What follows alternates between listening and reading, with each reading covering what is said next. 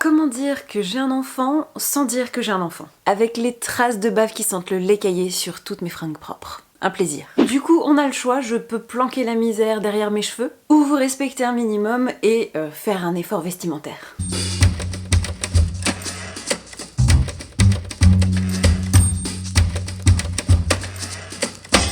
Hello mes petits fish and chips au Malteser, j'espère que vous allez bien, j'espère que vous attaquez cette année 2023 sur les chapeaux de roue. Je vous souhaite que ces 12 prochains mois soient enthousiasmants, plein de rires, plein de joie, plein de beaux projets, de beaux moments, de beaux souvenirs. Bref, que vous puissiez en profiter à fond. Histoire d'entamer cette nouvelle année de lecture sur les chapeaux de roue, en tout cas de manière organisée et un tant soit peu prévue, je me suis dit que je n'allais pas commencer par mon top de l'année 2022 parce qu'il arrivera sur la chaîne, mais pas sous forme de vidéo, pas sous forme de post Instagram, ce sera un format beaucoup plus subtil qui devrait beaucoup vous plaire. Oui, je sais, j'ai fait exactement le même teasing hyper nébuleux sur Instagram, mais si jamais vous avez une vague idée de ce qui se trame, n'hésitez pas à laisser vos pronostics dans les commentaires. Comme j'avais pas envie de vous proposer une banale rétrospective qui n'apporterait pas un éclairage sur l'année à venir, je me suis dit qu'on allait plutôt se focaliser sur mes séries en cours parce que c'est un type de vidéo que je n'ai encore jamais pris le temps, la peine de proposer sur la chaîne, alors que déjà j'adore la regarder ailleurs et surtout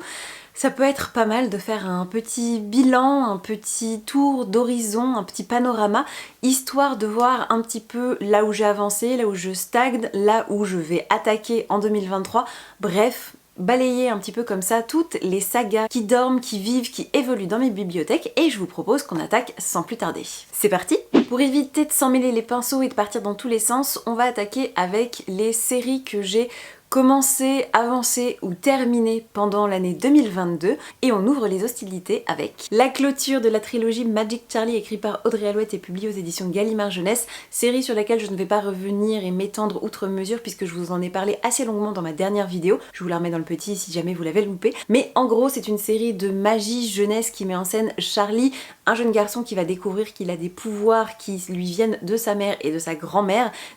qui a d'ailleurs disparu du jour au lendemain sans laisser de traces alors qu'ils étaient extrêmement proches, et le jour où elle va revenir des années et des années plus tard, elle n'a plus aucun souvenir de qui elle est, de son passé, de ce qui lui est arrivé pendant ces dernières années, et le tout va découler sur une plongée dans un univers magique, loufoque, hyper bien pensé. Il se passe des complots, il se passe des choses assez sombres, il y a beaucoup de thèmes qui rentrent en résonance avec l'actualité, c'est bien écrit, c'est drôle, c'est hyper bien mené, bref, il y a tout ce qu'il faut là où il faut, et je suis ravie d'avoir enfin terminé cette trilogie. 2022 aura également été l'année de la découverte d'une nouvelle série jeunesse chouchou chère à mon cœur, en la personne de Page et compagnie, écrit par Anna James et publié aux éditions Fleurus, en tout cas pour le premier tome en français, parce que pour la suite, il faudra vous procurer les éditions anglaises, et cette année j'ai donc lu le tome 1 et le tome 2, c'était vraiment très chouette. Pareil, je vais pas m'apesantir pendant des heures parce que je vous en ai parlé dans pas mal de vidéos, mais dans cette histoire on va suivre Mathilda qui est une jeune fille qui est élevée par ses grands-parents au sein de Page et compagnie, la librairie familiale, suite à la mort prématurée de son père quand elle était encore tout bébé,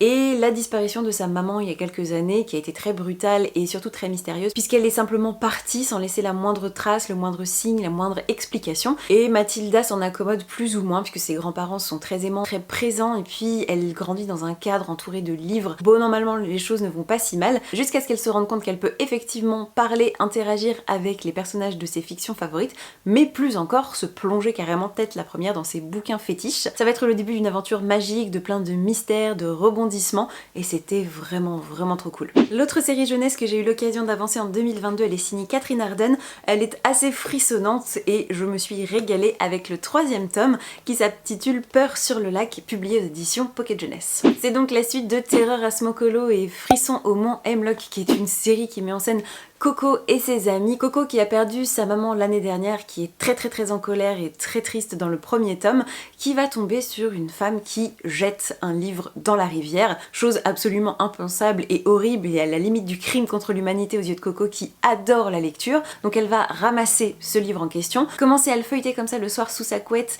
dans une ambiance assez frissonnante puisqu'on parle d'une ferme hantée dans laquelle il se passe des choses extrêmement bizarres, sauf que le lendemain elle a une sortie scolaire et quand elle arrive sur place, il s'agit de la ferme en question, et il se pourrait que la réalité surpasse la fiction, je vous en dis pas plus, mais dans chaque volume on a une nouvelle aventure, une nouvelle menace, un nouveau cadre et une nouvelle saison, et Peur sur le lac c'était donc le printemps sur une île paumée au milieu d'un lac. Et même si c'était pas mon tome favori parce que je l'ai trouvé beaucoup trop court, il est quasiment 2 fois moins long que ses prédécesseurs, et surtout cette ambiance un peu marécageuse, à la limite du bayou, bah c'était un peu moins ma tasse de thé, d'autant qu'il y a quand même quelques facilités et un schéma narratif qui se répète, mais il y a quand même de bons petits moments d'angoisse qui fonctionnent même sur une personne qui a eu 30 ans cette année, donc je vous laisse imaginer chez les jeunes lecteurs ce que ça peut donner. En tout cas c'est toujours très bien écrit, les personnages sont hyper bien campés, comme toujours, c'est très immersif, enfin moi à chaque fois que j'ouvre ces bouquins, je m'y vois, je suis plongée soit dans cette fermentée, soit dans cet hôtel paumé au milieu de la neige, soit sur cette île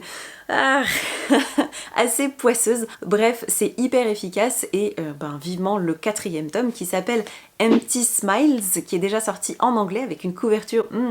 carnavalesque, cauchemardesque à souhait. J'ai très hâte d'être en novembre 2023 pour avoir sa traduction. On change d'ambiance avec la prochaine saga parce que là on va plus être dans l'émotion, dans la tendresse et en même temps une espèce de nostalgie assez déchirante, puisque j'ai eu l'occasion de découvrir Les Mémoires de la Forêt, le 1er tome qui s'appelle Les Souvenirs de Ferdinand Taupe. C'est écrit par Michael Brun-Arnaud, illustré par Sanoé et publié à l'École des Loisirs. Ce titre en particulier, je vous en ai parlé dans mon bilan de mi-année 2022 que je vous remettrai dans le petit parce que je me suis quand même appesantie assez longuement sur lui. Mais en gros, c'est l'histoire d'Archibald Renard qui est un libraire dans une magnifique forêt, et sa librairie est assez particulière puisqu'elle abrite, elle contient les manuscrits confiés par les habitants eux-mêmes. C'est-à-dire que tout le monde peut écrire un livre et venir l'apporter et lui offrir la chance d'être acheté et découvert et lu par d'autres personnes. Sauf que la contrepartie un petit peu dangereuse de cette méthode, c'est qu'il existe un exemplaire unique pour chaque livre. Donc quand Ferdinand Taupe va arriver, puisqu'il est frappé de la maladie de l'oubli-tout, qui est une façon poétique et un peu détournée d'aborder l'épineuse question d'Alzheimer, va arriver devant Archibald et lui demander de récupérer ses mémoires qu'il a confiées à la librairie il y a quelques années. Le libraire va être embêté puisqu'il ne l'a plus, il l'a vendu la veille à un mystérieux acquéreur qu'il n'a pas trop pris la peine de regarder, et les deux amis vont donc se lancer dans une quête à travers différents lieux emblématiques qui ont marqué la vie de Ferdinand Taupe pour essayer de retrouver cet acquéreur et retrouver le manuscrit, et ça va donner lieu à une magnifique aventure très émouvante, très gourmande aussi parce que on sent que l'auteur était en sevrage de sucre pendant le confinement quand il a écrit ce bouquin, parce que ça donne très faim, et c'est surtout très bien écrit, c'est très émouvant. Les personnages m'ont un peu bouleversée, surtout Ferdinand Taupe, parce que il est à la fois perdu, à la fois lui-même, et par moments il va être frappé de crises qui vont le rendre assez agressif. Bref, tout est extrêmement bien mis en scène, extrêmement bien tourné, il y a tout ce qu'il faut là où il faut, et le prochain tome sort au mois de mars. Donc vous pensez bien que cette saga, je vais la poursuivre très assidûment en 2023. Avec le prochain titre, on va aborder une question légèrement délicate, mais il faut bien qu'on crève l'abcès à un moment ou à un autre parce qu'il s'agit d'une déception slash frustration slash limite, on est à la limite de l'agacement, puisque j'ai eu l'occasion d'avancer dans Gardien des cités perdues, écrit par Shannon Messenger et publié aux éditions Lumen, et je vous montre un peu l'objet de mon agacement, et en même temps c'est globalement tourné vers la série entière, puisque si vous n'en avez jamais entendu parler, déjà c'est un petit peu étonnant parce que c'est une série qui a quand même pas mal le vent en poupe, c'est un peu l'un des titres phares de la maison d'édition Lumen, mais en gros, pour vous la faire très court, on va suivre Sophie, qui est une jeune humaine âgée de 12-13 ans au début de la saga je crois, qui n'a jamais réussi à s'intégrer parce qu'elle entend les pensées des autres, que tout le monde la trouve hyper bizarre, qu'elle passe son temps à s'arracher des cils dès qu'elle est nerveuse,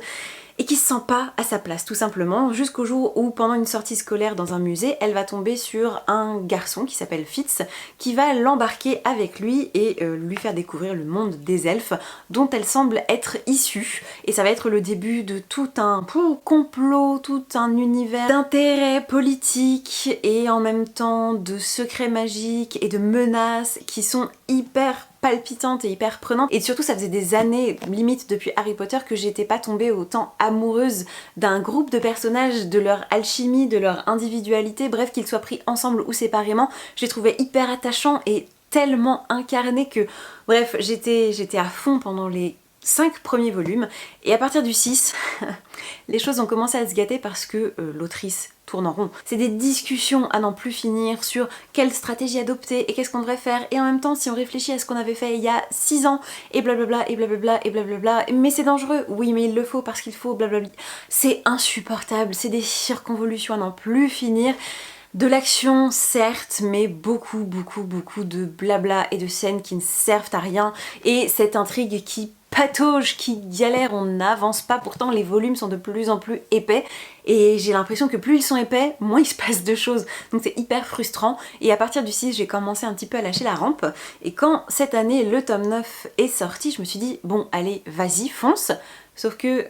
je me suis rendu compte que on peut pas passer du 8 au 9 comme ça, il faut se taper le 8.5 qui coûte donc 17 €, qui fait quasiment 800 pages et qui est pourtant principalement constitué de dossiers secrets sur les personnages qui ont été extraits, si vous voulez, du système administratif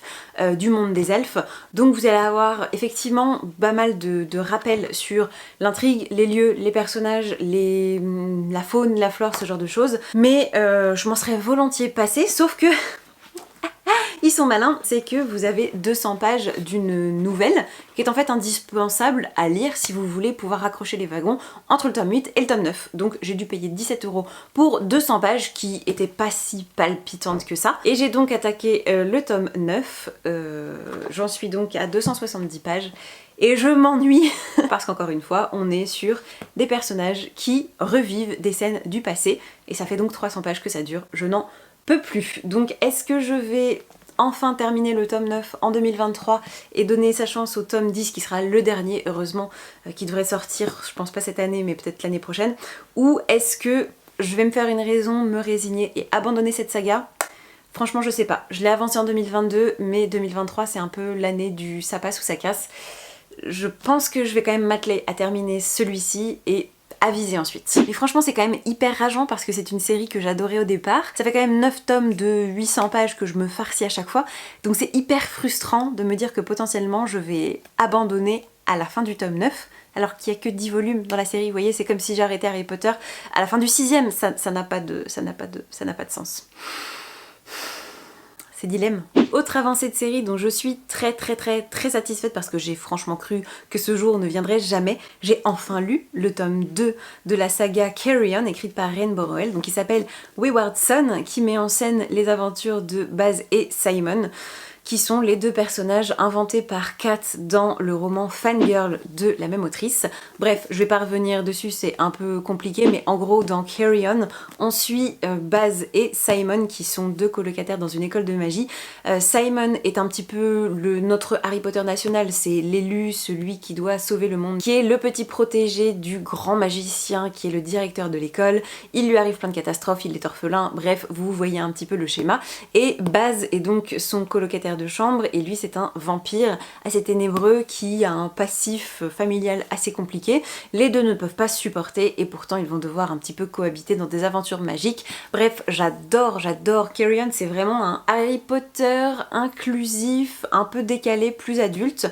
qui se concentre peut-être un peu moins sur la magie et plus sur la dynamique entre les personnages, mais donc j'avais adoré ce premier tome en 2019, je crois, parce que je l'avais lu dans la toute première édition du challenge février Tapal, donc je crois que c'était en 2019, autant vous dire que ça remonte, et j'ai lu le tome 2 seulement en 2022, mais franchement je me suis régalée. Là on change totalement d'ambiance parce qu'on va suivre Baz, Simon et sa meilleure amie Pénélope dans un road trip aux États-Unis pour essayer de souffler un peu après toutes les catastrophes qui leur sont tombées dessus dans le premier tome. C'était chouette, c'est peut-être pas le meilleur parce que clairement il est plus court et il est quand même assez barré, mais j'ai pris beaucoup de plaisir à le découvrir. Surtout ça m'a donné très envie de bouffer le troisième tome, qui est donc dans ma bibliothèque et qui, de facto, devrait faire partie de mes lectures 2023. Puisqu'on est lancé sur les séries VO, je continue avec In the Company of Witches, qui est écrit par Aurélie Wallace. C'est un cozy mystery magique que j'ai découvert pendant l'automne 2022. Je crois que je vous en ai parlé dans un vlog quelque part, j'essaierai de vous retrouver ça. Dans cette histoire, on va suivre l'évolution d'un bed and breakfast qui est tenu par deux sœurs sorcières et leur nièce. Nièce qui n'est pas au top de sa forme parce que son mari est mort l'an passé et elle arrive pas du tout à reprendre pied suite à ce deuil assez terrible. Et malheureusement pour ces trois femmes, l'une des hôtes du bed and breakfast va trouver la mort dans des circonstances absolument mystérieuses. Elles ne savent pas ce qui s'est passé et surtout elles ne peuvent pas prouver leur innocence parce que cette femme est morte sous leur toit et qu'il n'y a aucune trace d'effraction, il n'y a aucune trace d'une personne qui se serait infiltrée insidieusement et tous les soupçons vont se cristalliser autour de Nora, l'une des deux sœurs. Et Bryn, sa nièce, va donc essayer de tout mettre en œuvre pour innocenter sa tante. compétente. C'était le tout premier cozy mystery de ma carrière de lectrice et j'ai passé un super bon moment parce qu'alors si vous cherchez une ambiance parfaite pour l'automne à base de feux de cheminée, de cuisine, de famille qui est soudée, bref, de petits villages, vous allez être servi avec ce premier tome. Donc forcément je me suis procuré le second qui s'appelle When the Crowd's Away et je crois que là il va y avoir une espèce d'amitié qui va se lier entre l'une des protagonistes et un fantôme. J'en sais pas davantage mais je suis persuadée de passer encore un très bon moment, peut-être pour l'automne 2023. Avant d'oublier, j'ai également lu la suite de Starfell dont la traduction française est sortie aux éditions Casterman. J'ai donc continué avec le volume 2, je suis assez en retard parce que je crois que le 3 est déjà disponible en librairie depuis un petit moment. Mais en gros dans cette histoire je suis une petite fille magicienne qui est donc issue d'une famille de sorcières.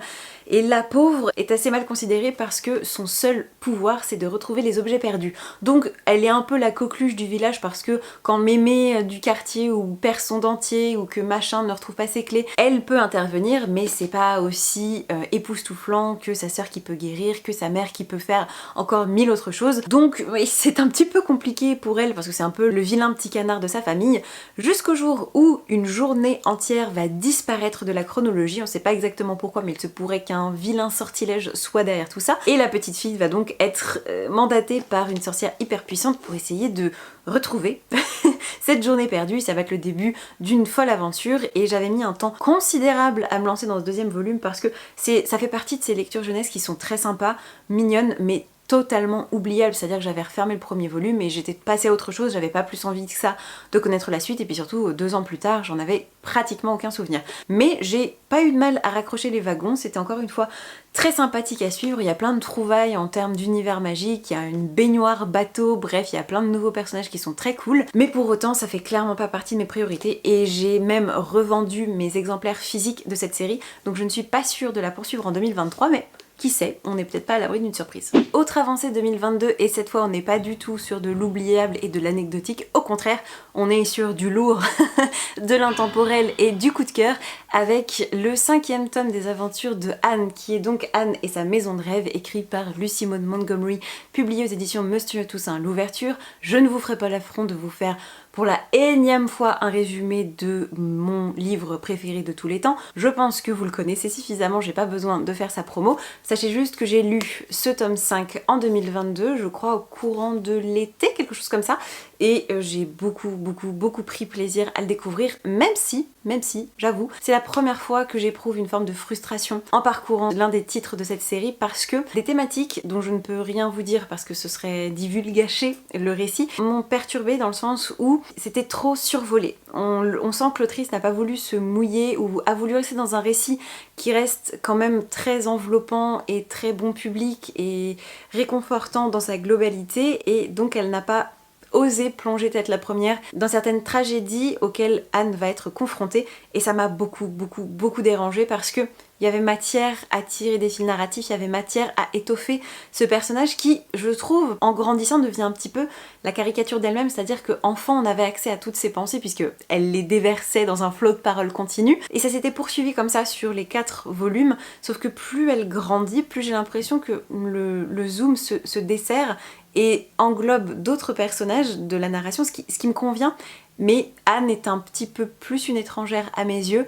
et surtout elle devient moins intense quand ce qui lui arrive est moins vécu et moins tangible. Donc c'était très bien, c'était très beau et ça reste quand même l'une de mes séries favorites de tous les temps, mais ce n'est plus aussi irréprochable qu'au premier jour. Bien entendu, ça ne m'a pas empêché d'attaquer le tome 6 Anne d'Ingleside tout début décembre 2022, mais je ne suis pas allée ne serait-ce qu'à la moitié du bouquin parce que je l'avais mis dans ma valise pour la maternité. Et certes, j'y suis restée un moment avec rien d'autre à faire que lire puisque je suis entrée le mercredi matin à l'aube et j'ai accouché le samedi soir. Donc ça vous laisse quand même un certain temps pour bouquiner, mais j'avais pas du tout la tête à ça. Et comme c'est assez contemplatif, avec beaucoup d'évocation de la nature, et très basé sur la dynamique entre les personnages, c'était pas assez captivant pour que mon attention de bulot soit focalisée sur ce qui se passait, donc j'ai préféré le mettre de côté et je le reprendrai à un autre moment, mais ça fait partie des sagas 2022 qui clairement auront leur place en 2023. Autre super moment de lecture de l'année écoulée, il s'agit de Éducation meurtrière, le premier tome écrit par Naomi Novik et publié aux éditions Pygmalion. Et franchement c'était pas gagné parce que je me souviens que quand j'ai attaqué ce bouquin, j'étais à Toulon en vacances et j'ai posté une story pour dire à quel point ce bouquin m'énervait parce que l'héroïne, j'avais envie de la taper, que la narration était hyper, comment dire, boiteuse et le ton assez vulgaire, donc ça me plaisait pas du tout, je voyais pas où est-ce qu'on allait, c'était alambiqué, c'était mal foutu, enfin j'avais l'impression d'un truc un peu boiteux qui n'engageait à rien, sauf qu'en fait, je sais pas pourquoi, j'ai persévéré et j'ai été totalement happée par cette histoire. En gros, on va suivre Galadriel, une ado de 17 ans qui va intégrer la Scholomance, qui est une école paumée sous terre et entourée de tout un système magique. Vous ne pouvez ni y rentrer ni en sortir pendant la durée totale de l'année scolaire. Et bon, déjà que c'est un peu étouffant, mais si vous rajoutez à ça le fait que des monstres peuvent surgir à tout moment de nulle part pour vous bouffer, parce que plus vous mourrez, plus l'école se renforce, ça vous met un peu dans une ambiance de huis clos pas hyper sereine, et je me suis régalée parce que Galadriel évolue au milieu de ça, en essayant de cacher des pouvoirs qu'elle sait peut-être un peu problématique, et c'était haletant. Alors beaucoup ont dit que c'était très décalé, c'était une espèce de satire de fantasy. J'ai pas ressenti ça comme ça, effectivement, c'est trop, c'est-à-dire que il se passe toujours des catastrophes et des catastrophes et des catastrophes, à un tel point qu'effectivement ça peut devenir un peu absurde et grotesque, mais moi j'ai trouvé que ça fonctionnait quand même hyper bien et j'ai très hâte de lire la suite. J'ai d'ailleurs le tome 2 en VO depuis un moment dans ma pile à lire, mais j'avoue que j'ai bon espoir qu'il sorte un jour en français parce que, quitte à avoir commencé en VF, autant continuer dans la même langue, mais très bonne surprise. Toujours dans la lignée des excellentes séries, et là pour le coup je sais que ce sera terminé en 2023. C'est une duologie, j'ai lu le tome 1, le tome 2 sort début du deuxième trimestre 2023, donc bien évidemment que le challenge est assez moindre. Il s'agit du premier tome du diptyque Histoire de moines et de robots qui s'intitule Un psaume pour les recyclés sauvages. C'est écrit par Becky Chambers, publié aux éditions de La Talente, et ça raconte l'histoire d'un moine doté qui va faire la rencontre d'un robot, forme d'intelligence qui s'est retirée du monde il y a des centaines d'années parce que le chemin emprunté par l'humanité ne lui convenait pas, et surtout ces entités en avaient marre d'être considérées comme des outils par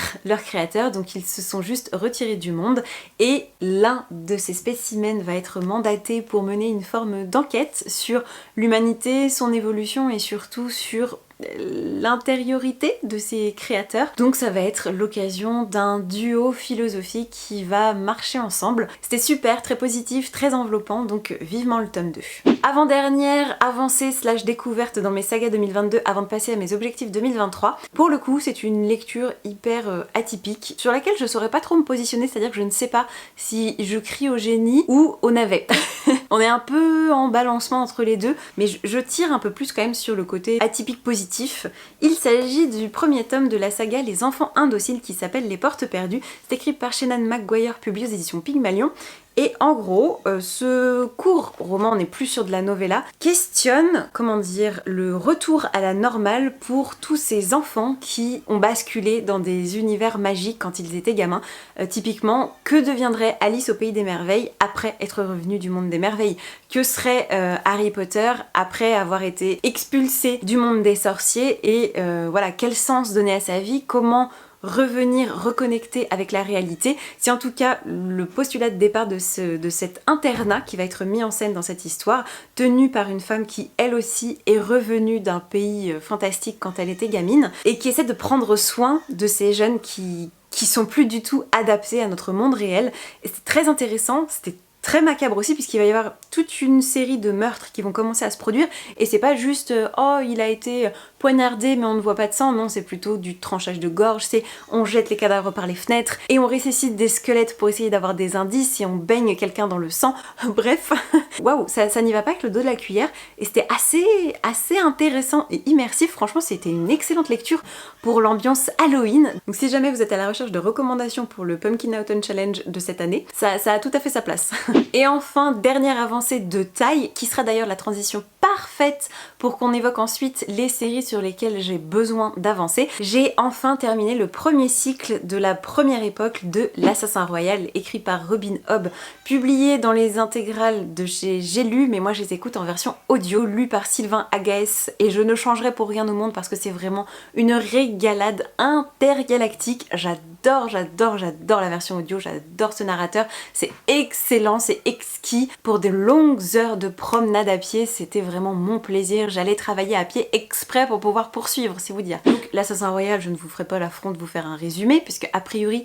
je pense que tout le monde connaît. En gros, c'est l'histoire de Fitz, un petit garçon qui va être confié à la famille royale puisqu'il est le bâtard de l'un des princes, et comme ils savent pas trop quoi en faire, le roi en place va décider de le prendre sous son aile et de le faire former, entraîner et éduquer pour devenir son assassin personnel. Donc le pauvre garçon va se retrouver au milieu d'intrigues, de cours et de complots politiques et en même temps de drames au sein du royaume entre une famine et des espèces de gens qui perdent toute humanité, qui vont arriver et semer le trouble dans le royaume. Bref, c'est hyper dense et surtout c'est tellement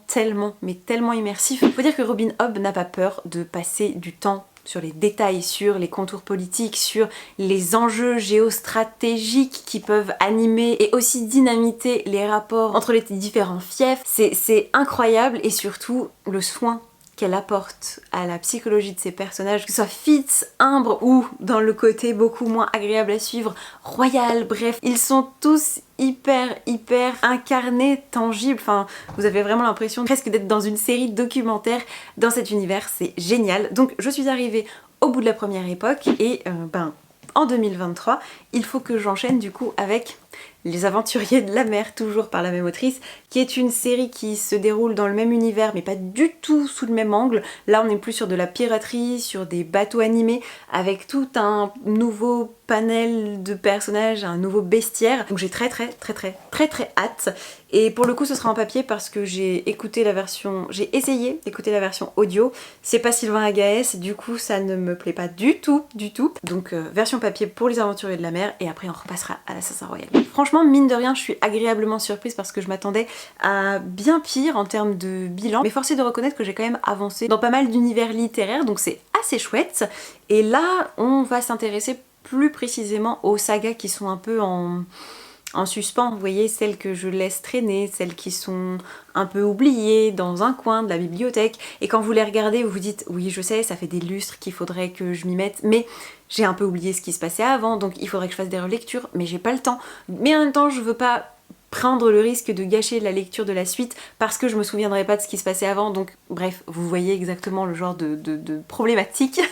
à laquelle je suis confrontée. Et on va aborder ça tranquillement ensemble tout de suite. Et dans le genre source d'embarrassement, le premier titre qui me tombe sous la main se pose là, parce que je n'ai toujours pas lu le 3e et dernier tome des Mystères de Larry Spem, qui s'appelle L'Élixir Ultime, écrit par Lucie Pierre-Apajot et publié aux éditions Gallimard Jeunesse. Je l'ai mis dans je ne sais combien de piles à lire pour le Pumpkin Autumn Challenge notamment. Je crois même que je l'avais mis dans un Cold Winter, dans un challenge sur passer nos buses, etc. Bref, il est de toutes les piles à lire et à chaque fois je le reporte parce que typiquement il fait partie de ces séries. J'ai adoré les 2 premiers volumes mais j'en ai des souvenirs assez nébuleux, j'ai quelques vagues idées qui peuvent me revenir, des scènes assez visuellement prégnantes, enfin marquées, mais globalement je me souviens plus de grand chose, donc je sais que ça va être compliqué de raccrocher les wagons avec ce 3e volume, donc j'ai pas envie de gâcher l'expérience, mais en même temps j'ai la flemme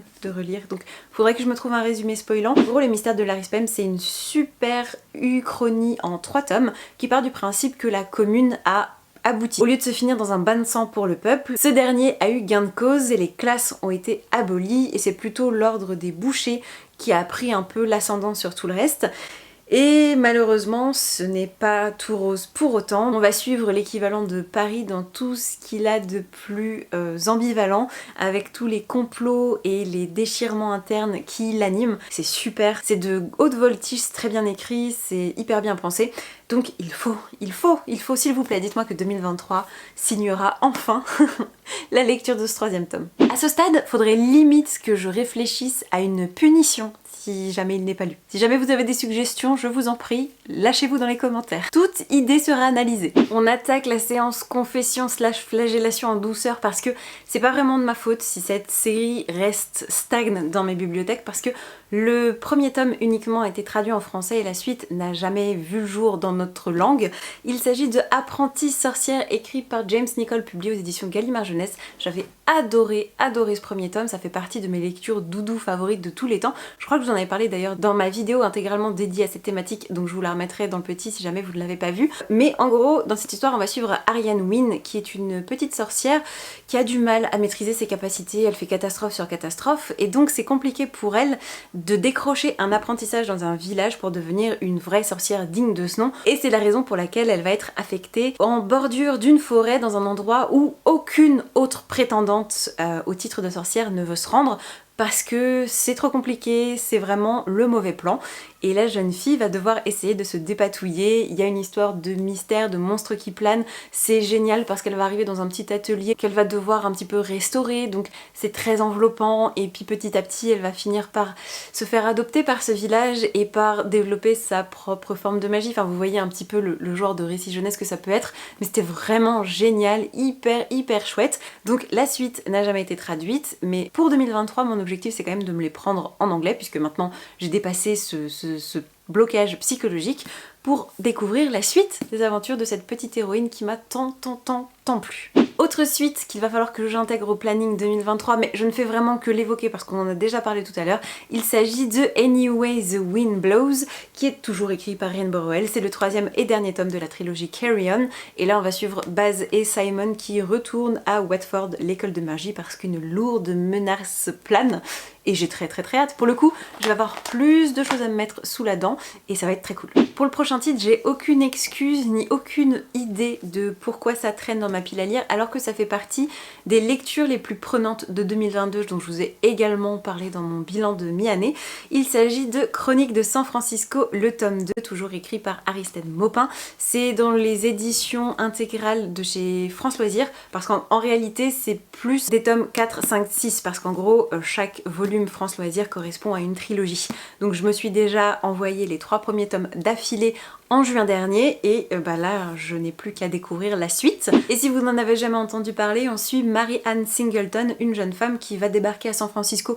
à la base pour y passer des vacances, mais qui va totalement tomber sous le charme de la ville. Donc elle va démissionner, se trouver un petit job sur place, un appartement, et c'est comme ça qu'elle va arriver dans la résidence qui est tenue par une vieille femme assez excentrique qui colle des joints sur les portes en signe de bienvenue pour chacun des nouveaux locataires, et elle va rencontrer ses voisins et elle va rencontrer tout un tas de personnages. Donc en fait c'est vraiment un feuilleton, c'est des chroniques qui ont été inventées. Donc on va suivre Michael, son voisin homosexuel à qui il arrive toujours des catastrophes sentimentales, et ses collègues de bureau. Enfin bon bref, c'est tout un panel de personnages. C'est assez rocambolesque parce qu'il y a quand même des histoires je sais plus si c'est du trafic d'organes, enfin des trucs un peu sordides qui sont comme ça en toile de fond, alors qu'on se dit mais c'est pas juste une chronique quotidienne sur une nana qui débarque à San Francisco. Non, on va un peu plus loin, mais pour autant c'est rafraîchissant, c'est vraiment super à suivre, et j'espère que ce deuxième tome, enfin en tout cas cette suite de saga, sera au programme. Alors là c'est un peu la honte parce que pareil, ce premier tome je l'avais adoré, c'était vraiment très différent, ça tranchait avec tout ce que j'avais pu lire jusqu'à présent, et ça fait quelques années et je n'ai toujours pas poursuivi, alors que c'est une trilogie. Pour le coup je crois qu'on a que 2 tomes sur 3 en français, il me semble que le dernier n'a jamais été programmé, enfin je pense que ça n'a pas dû beaucoup marcher. Il s'agit de Agatha Witch, écrit par Neddy Okorafor et publié aux éditions de l'École des Loisirs. Ce premier volume racontait l'histoire de Sunny, qui est une jeune femme albinos qui est née aux États-Unis mais qui va retourner dans son pays natal qui est je crois le Nigeria, absolument, et elle est pas très bien acceptée parce que déjà elle est toute blanche de peau, en plus elle a grandi aux États-Unis, donc autant vous dire que quand elle retourne au Nigeria ça ne passe pas du tout, et pour ne rien arranger elle va commencer à développer des pouvoirs magiques et découvrir toute une communauté de sorciers qui était bien cachée jusqu'à présent, et c'est génial parce que alors ce système de magie sauce africaine que nous a concocté l'autrice, c'est absolument palpitant, c'est hyper coloré, hyper dépaysant, j'ai adoré, c'est très ingénieux, très inventif et en même temps un peu grave. On sent quand même une forme de... ça coûte cher, ça coûte quelque chose, ça vous arrache quelque chose de pratiquer la magie, et ça c'était vraiment super. Pourquoi n'ai-je jamais poursuivi, je ne sais pas, mais j'ai le deuxième tome dans ma pile à lire, donc ce sera, j'espère, l'occasion de l'en sortir. Bon idem, suite d'un gros coup de cœur que j'ai lâchement abandonné comme ça dans les limbes, il s'agit du tome 2 de Broadway Limited qui s'appelle donc Un Chim-Cham avec Fred Astaire, toujours écrit par Malika Ferjouk, également à l'École des Loisirs. Là on va suivre l'histoire de Jocelyn, un petit breton qui va débarquer à New York, sauf que quiproquo, quand il a réservé sa place dans la pension, il n'a pas compris que c'était réservé aux femmes et la tenancière n'a pas vraiment relevé l'erreur puisque Jocelyn en anglais c'est Jocelyn, donc plutôt un prénom féminin. Mais il va quand même trouver le moyen de rester et va découvrir toutes les pensionnaires de cet établissement giboulé. Et c'est toutes des aspirantes actrices, comédiennes, chanteuses, qui vivent comme ça dans cette ambiance tourbillonnante du New York de la fin des années 50. Donc ça sent le jazz, ça sent Hollywood, ça sent... Ça sent trop bon. J'avais adoré le premier volume qui était très automne-hiver et là je crois que son titre l'indique suffisamment, c'est plus la saison chaude du renouveau et j'ai très envie de m'y replonger, sauf qu'il y avait tellement de personnages et d'histoires personnelles que je me souviens plus du tout de qui et quoi, qui et a fait quoi, et je sais pourtant qu'il y avait quand même des révélations dont j'ai besoin de me souvenir, mais alors là, silence, encéphalogramme plat, j'ai aucun souvenir, donc là pour le coup une relecture va s'imposer pour pouvoir savourer comme il se doit ce deuxième tome. Vous allez commencer à connaître la chanson, mais autre coup de cœur auquel je n'ai jamais donné suite, je m'en veux, blablabla blablabla. Il s'agit du deuxième tome de la série des chroniques de Tueurs de Rois qui s'appelle La Peur du Sage première partie, c'est écrit par Patrick Rofus, publié aux éditions Brajlon. J'avais été totalement embarquée dans le premier opus, mais alors même pour vous faire un résumé, je serais bien en peine parce que je crois que le personnage principal s'appelait Kvothe, je sais pas comment ça se prononce, mais en gros c'est le propriétaire d'une auberge qui un jour va voir débarquer un barde, le suppliant de lui raconter son histoire, comment est-ce qu'il en est arrivé là, parce qu'avant ça il était le tueur de rois, il a accompli 1001 choses dans sa vie et cet homme est là ce soir pour entendre le récit de ses aventures, et donc on va être plongé dans le passé de Kvothe à ses côtés au moment où toute sa famille va être massacrée, et son errance dans les rues et son intégration dans une académie pour apprendre à maîtriser la magie, je crois. Enfin en tout cas, il va faire des pieds et des mains pour essayer de trouver sa place dans le monde. Et c'était super, il y avait aussi une grosse part liée à la musique et c'était très bien écrit, hyper haletant. Ne vous fiez pas à ma mémoire de bulot, ça ne laisse rien présager de la qualité littéraire de ce bouquin, c'est juste ma mémoire défaillante, mais j'ai très hâte de retourner dans cet univers. Faut aussi absolument que j'avance dans le clan des Otori qui est également une découverte de l'année 2022, donc j'aurais pu le mettre dans la première catégorie parce que très bonne surprise que cette saga de littérature, de fantasy, fantastique, jeunesse japonisante. J'ai été totalement embarquée par l'histoire de Takeo, qui est un garçon dont la famille va être assassinée dans son village natal suite à une guerre de clans, enfin bref, je vous passe les détails. Il va être recueilli par un seigneur de guerre qui va le prendre sous son aile pour le former à devenir lui-même un guerrier accompli. C'est super palpitant, totalement hypnotique, j'avais été transportée. Et encore une fois j'ai tout oublié, donc quand j'ai commencé à essayer de lire ce deuxième tome, j'étais là mais ok, je me souviens de lui, je me souviens de elle et c'est à peu près tout, donc je me souviens plus du tout du contexte. Faut quand même que je persévère parce que j'ai pas envie forcément de relire le premier, je pense que au bout d'un moment ça va me revenir. Mais franchement c'est une série de qualité, je pense que tout le monde connaît parce que ça a eu beaucoup de succès. Enfin je sais que j'ai beaucoup d'amis qui ont été biberonnées à ça quand elles étaient adolescentes et qui ne comprennent pas que j'ai pas suivi le même chemin. Peut-être qu'en 2023 on va enchaîner plus rapidement. Il va aussi falloir que je songe à me lancer dans le deuxième tome d'une trilogie de romances contemporaines qui s'appelle Take a Hint Danny Brown, qui est écrit par Talia Hibbert. J'avais beaucoup aimé le premier tome qui s'appelait Get a Life Chloe Brown, et en gros chaque volume se concentre sur une des sœurs de la fratrie Brown. Et le premier était hyper intéressant parce que c'est une jeune fille qui est atteinte de douleurs chroniques et qui est du coup assez retranchée dans son coin. Enfin en tout cas elle peut pas faire autant de choses que ce qu'elle aimerait parce qu'elle a peur d'avoir mal et elle a peur d'être jugée pour ce handicap. Sauf que le concierge de son immeuble va décider de l'aider à atteindre ses objectifs, à sortir de sa zone de confort, et une petite romance s'installe entre eux, c'était hyper cool. Et en fait le troisième tome m'intéresse beaucoup parce que ça se concentre sur la plus jeune, donc Eve, qui va débarquer dans un bed and breakfast poste ou dans une auberge et vouloir bosser là-bas comme serveuse, sauf qu'avec le patron, c'est un peu l'huile et l'eau, c'est chat et chien, ils s'entendent pas du tout, mais ça va finir par se réchauffer entre eux. Et le problème, c'est qu'il y a ce volume entre les deux qui se concentre sur Dani Brown, qui est donc, je crois, l'aînée, si je dis pas de bêtises, qui bosse à l'université, et je sais plus, je crois qu'il va y avoir un incendie ou quelque chose, et elle va être secourue par un des mecs qui travaille là-bas, et ils vont se lancer dans une fausse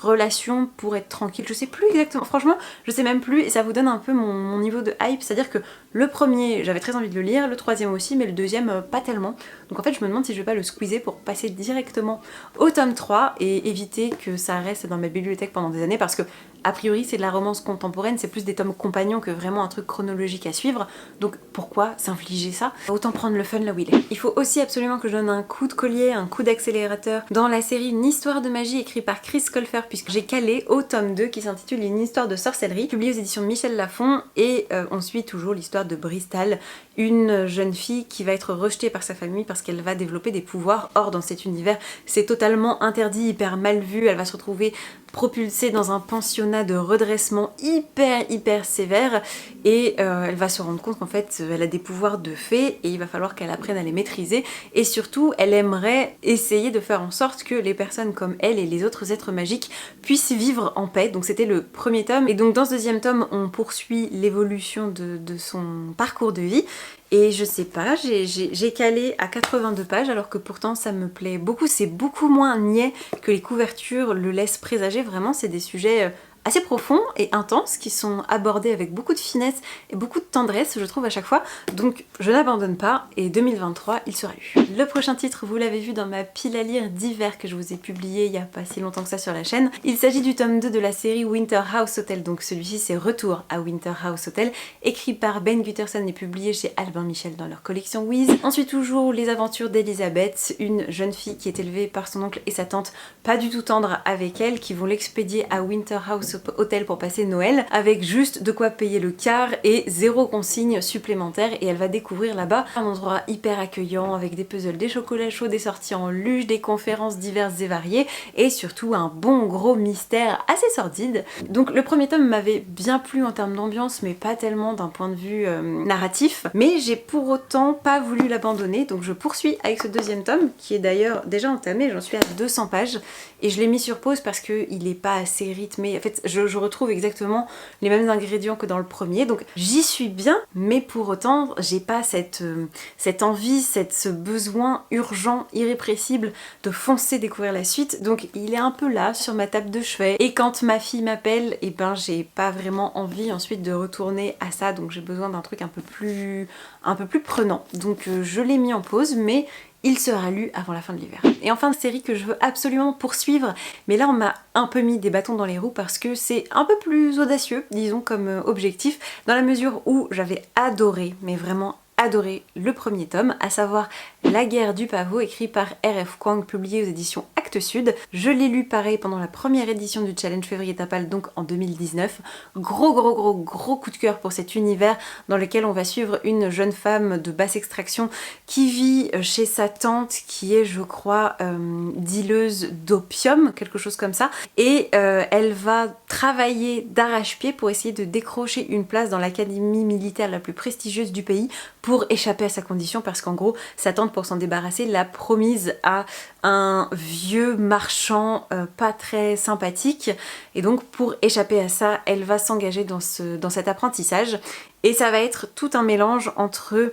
une guerre épouvantable qui va éclater, une initiation très compliquée, le tout saupoudré par des divinités qui se baladent ici ou là. Je ne vous dirai pas sous quelle forme ça apparaît, ce serait un petit peu gâcher trop d'informations, mais vraiment univers extraordinaire, personnages très nuancés qui peuvent mettre mal à l'aise parce qu'on n'aime pas forcément suivre cette héroïne que j'avais envie de noyer à certains moments de l'histoire. Puis surtout, elle est pas là avec son complexe de sauveuse de l'humanité, elle veut sauver sa peau, et elle est fondamentalement égoïste et très glaçante par moment. Donc c'était super, mais la suite n'a jamais été traduite en français, et régulièrement j'ai beau aller farfouiller sur internet pour savoir si c'est dans les tuyaux à un moment ou à un autre, j'ai aucune trace de potentiel VF pour le tome 2, donc il va falloir que je m'y mette en anglais. Mais là j'avoue que vu l'épaisseur et vu l'univers que c'est. J'ai peur d'être un petit peu larguée. Mais, à cœur vaillant, rien d'impossible, et comme de toute façon, si je veux avoir le fin mot de cette histoire, j'ai pas d'autre choix, je vais tenter l'aventure, et je pense que ce sera l'occasion d'un vlog en 2023 pour voir si je me tiens et si j'arrive au bout de cette aventure. Et dernière série entamée que j'aimerais bien poursuivre, même si je suis un petit peu plus mitigée parce que déjà c'est des tomes qui peuvent se lire indépendamment les uns des autres, et puis surtout l'un des auteurs est décédé après avoir écrit le deuxième opus, donc je ne suis pas sûre que le troisième voit le jour, c'est un petit peu nébuleux. Avec ces quelques indices, je pense que vous aurez compris que je parle donc de Numérique, le deuxième tome du cycle Les Métamorphoses, imaginé par Sergueï et Marina Diatchenko. C'est publié aux éditions de La Talente, et le premier tome était donc Vita Nostra, que j'avais adoré. J'ai crié au génie parce que c'était vraiment la lecture la plus dépaysante et la plus insolite qu'il m'était donné de faire. C'était vraiment une expérience à part entière. Donc bien sûr que j'ai envie de poursuivre cette exploration de ce cycle avec Numérique, même si j'ai peur d'être déçue parce que je pense que c'était un peu l'expérience, le coup d'une seule fois de ressentir une telle... je sais pas, un tel bouleversement avec un livre, donc je suis à la fois très intriguée et en même temps très effrayée, mais peut-être que cette année sera la bonne. Dans la mesure où je pense que cette vidéo est déjà suffisamment longue, je ne vais pas m'appesantir trop en détail, mais j'aimerais juste balayer hyper rapidement avec vous les quelques séries que j'ai très envie d'attaquer en 2023. Donc là, pas trop de pitch, je vais me contenter juste de vous les montrer. Donc si jamais vous les avez déjà lus, que ça fait partie de vos objectifs, que vous avez envie de me motiver à en lire une en particulier, n'hésitez surtout pas, je suis preneuse, mais comme ça vous donnera un petit peu des pistes sur la direction que j'ai envie de donner à mon parcours de lecture cette année. Au programme donc le premier tome de la nouvelle série signée par Aurélie Wallenstein qui s'appelle L'épée, la famine et la peste, publiée aux éditions Scrinéo. Je ne me souviens absolument plus de quoi ça parle. C'est la première fois que l'autrice écrit une histoire qui ne se termine pas en un seul et unique volume, donc je suis hyper intriguée. Puis Aurélie Wallenstein, c'est l'autrice du Dieu Oiseau qui a donc ma reconnaissance éternelle rien que pour ce titre tellement il m'avait plu à l'époque. J'ai été un peu moins convaincue parce qu'elle a produit par après, même si Mère Morte était quand même très cool, que Yardam ne laissait pas indifférent, donc j'espère franchement retrouver tout ce que j'aime, c'est-à-dire cette noirceur et cette plongée dans l'âme humaine bien sordide, comme sait le faire l'autrice. J'ai aussi très envie de me lancer dans Gideon la 9e, écrit par Tamzine Muir, publié aux éditions Actes Sud. Ce premier volume s'intitule Le tombeau décellé. Et ça a l'air complètement décalé, j'ai très envie. Et pourquoi ne pas inclure un peu de SF dans cette liste, me direz-vous? Du coup, j'ai bien envie de faire ça avec Un Jeunesse, donc le premier tome de Babelcorp, c'est publié aux éditions Milan. J'en ai entendu d'excellentes choses, je crois que c'est une trilogie à base d'épreuves qui vont se passer sur un vaisseau pour une colonisation qui va mal tourner. Ça a l'air très cool. Et bien entendu que je veux lire Dune de Frank Herbert, donc là j'ai les éditions de chez Robert Laffont avec les couvertures signées par Aurélien Polis. Je ne vous ferai pas l'affront de vous pitcher Dune. J'ai vu le film de Villeneuve, bien entendu, que j'ai adoré, je crois que je l'ai vu 3 ou 4 fois, dont 2 fois au cinéma. Il me faut la version livre pour pouvoir poursuivre et replonger dans cet univers vraiment prenant. Et parce que moi aussi j'ai envie de comprendre l'engouement autour de cette série, je vais me lancer dans le premier tome de Capitale du Sud qui s'appelle Le sang de la cité. C'est écrit par Guillaume Chamanadjan, publié aux éditions Forge de Vulcain, et je pense que vous avez entendu parler de cette série parce que déjà c'est de la fantasy francophone, donc youpi. Et en plus le projet est assez cool parce qu'il écrit sa propre série qui en fait s'imbrique avec celle imaginée par sa compagne. Donc lui s'occupe de Capitale du Sud, elle de Capitale du Nord, et en fait il faut juste alterner un tome de chacun pour avoir tout le déroulé de l'histoire. Et je suis très intriguée. Je crois qu'on parle de 20, de complots dans la cité, il ne m'en fallait pas plus. Et les enfants, pour une vidéo de reprise, laissez-moi vous dire que c'était intense. Il y a des bouquins partout sur mon plumard, donc je vais m'atteler à ranger tout ça. J'espère que cette vidéo vous aura plu. Je suis ravie d'attaquer cette nouvelle année 2023 à vos côtés. N'hésitez pas à me laisser dans les commentaires quelles seraient vos envies de vidéos pour cette année. J'ai déjà quelques idées jusqu'à quasiment mi-fin février, mais si jamais vous avez des desiderata particuliers, n'hésitez pas à me le faire savoir. En attendant de vous lire, moi je vous souhaite comme d'habitude de merveilleuses rencontres de papier, et je vous dis à très vite pour la prochaine vidéo. Ciao ciao! He's taking it slow, won't work in time. It's only so long for Christmas lights. It can't be a song you sing sometimes. I need you to sing it for your whole life.